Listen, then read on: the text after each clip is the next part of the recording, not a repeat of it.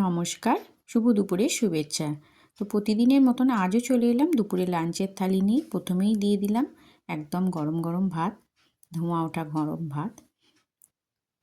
আজকেও তেমন কিছু রান্না করিনি, খুব সিম্পল রান্না।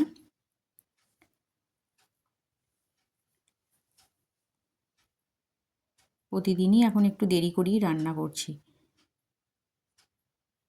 যাতে একদম খেতে বসার আগেই গরমটা পাওয়া যায়।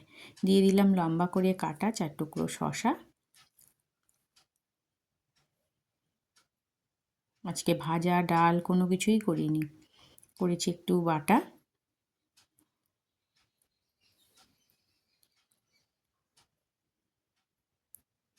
আর করেছি ভেটকি মাছ দিয়ে আলু দিয়ে একটা তরকারি, একটু ঝোল ঝোল করে, মাখা মাখা ঝোল ঝোল করে একটা তরকারি করেছি।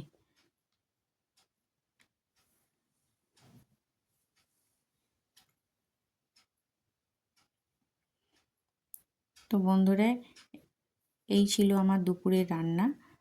একদম সিম্পল রান্না, তেমন কিছুই পদ নেই আজকে।